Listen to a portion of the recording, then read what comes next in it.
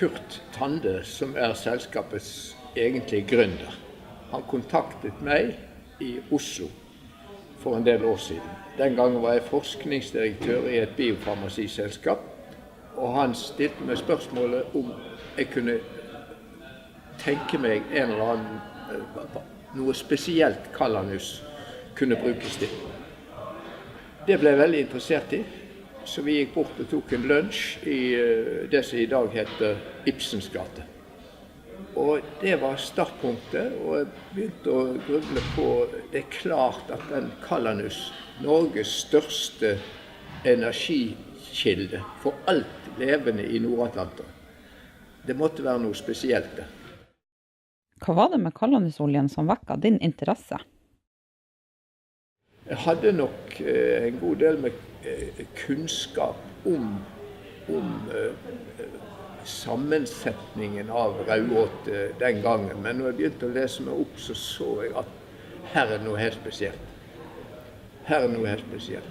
Dette må kunne bli noe mer enn en vanlig omega-3-kilde.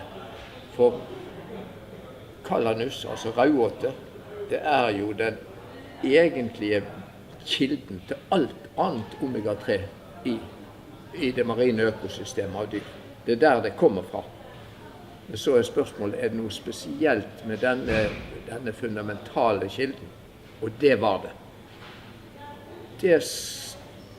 Det var egentlig starten på en helt spesiell og veldig egenartet forskningsutvikling for selskapet. Fordi at på den tiden så var det jo fullt av selskaper som laget omega-3-preparater, og ene var bedre enn andre, men det var jo samme greia egentlig alt sammen. Så spørsmålet var, er det noe i kjemien her som gjør at dette er noe for seg selv? Det var veldig vanskelig å få folk til å forstå,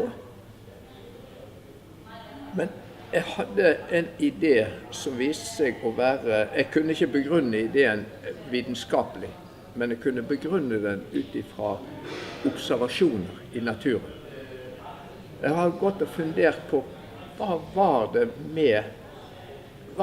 grunnen til at oppdrettsørret og oppdrettslaks hadde så mye fett i buken, mens villaks og villørret ikke hadde.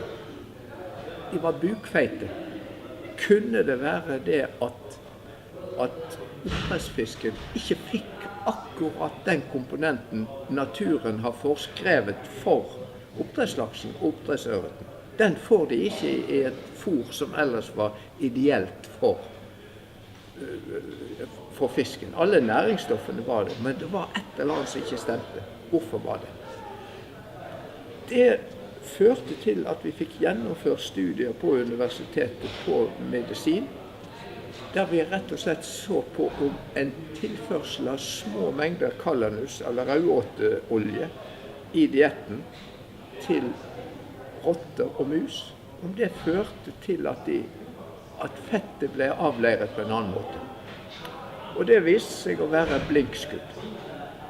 Han professoren som gjorde det, som var for øvrig også en tidligere student av meg, han ringte meg til Oslo en fredags ettermiddag og sa at han måtte ringe og fortelle at nå hadde de avslutt forsøket, åpnet opp forsøksdyrene, og så la de merke til at de dyrene som hadde gått på normalfôret, de var bukfeite. De som hadde fått en liten tilførsel av Calanusolje, av raudåteolje, de var ikke så bukfeite. Så du behøvde ikke ha noen statistikere, du trengte ingen til å måle og veie. Du kunne se det med egne øyne at det hadde ført til at de ikke avleirer bukfett. Så hypotesen, eller det som var den opprinnelige tanken der, det viser seg å stemme. Calanusoljen fordøyes langt ned i tarmen. Hva er fordelen med det? Saken er at raudåteoljen fordøyes ikke øverst i tarmen. Det spaltes ikke av disse enzymene som frigjøres fra bukspyttkjertelen. Derfor så fraktes det ufordøyd helt bak til kolon, det vil si forkammeret til tykktarmen. Der frigjøres omega-3-fettsyre. Men det som er det fenomenale med det, det er at der sitter de reseptorene, de antennene, som oppfatter at nå kommer det omega-3. De som styrer appetitt, og de styrer diabetesutvikling, de sitter bak der. Så om å gjøre å få plassert omega-3-fettsyren der de skal være. Og her har naturen altså laget en fettkilde som frigjør omega-3 der det skal være. Hvordan skiller raudåte seg fra fisk og krill? Det som er veldig interessant og veldig spesielt med raudåte, det er at den er en plantespiser, en vegetarianer. Så den oljen den lager, det er en kombinasjon av det beste fra planteriket og fra det marine dyreriket. Den inneholder derfor en fettsyre som er typisk for planteriket. Den heter stearidonsyre. Hva gjør stearidonsyra som er i kalanus-oljen? Det som er spesielt med den, det er at den inngår i å kontrollere, veldig viktig å kontrollere betennelsesreaksjoner, det som kalles på fint inflammasjonsreaksjoner. Den hindrer dannelsen av disse forløperne til inflammasjonsnedbrytningsprodukter, arachidonsyre heter det for. Men det hemmer også dannelsen av disse inflammasjonsstimulerende stoffene. Så kanskje kan det være forklaringen på at raudåteolje er noe mer enn en vanlig EPA-DHA omega-3-fettsyreolje. For de virker også dempende på inflammasjon. Men i kombinasjon med stearidonsyre, den som kommer fra planteriket, så er effekten veldig god.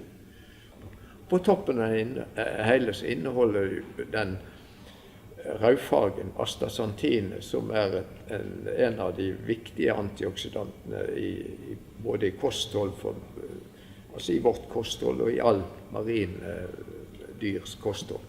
Det inneholder i tillegg, pluss at den inneholder en annen fenoliske antioksidanter som hører hjemme i planteriket, av sånne kolesterolsenkende midler. Hvordan foregår produksjonen av kalanus-oljen? Ettersom produksjonen av raudåteolje, den skjer ikke ved brutal kjemisk ekstraksjon, som i mange andre tilfeller. Her er det jo ikke miljøgifter og sånt til stede, for den eter jo på primærprodusentene. Og så er det slik at oljen er så veldig vannavstøtende, at når du bare får den ut av raudåter, så flyter den opp, så du får hele raudåteoljen fri for vann og fritt for alt, uten å måtte foreta noen sånne renseprosedyrer som du gjør med krillolje og du gjør det med fiskeolje for å få vekk miljøgifter. Her har du hele pakka.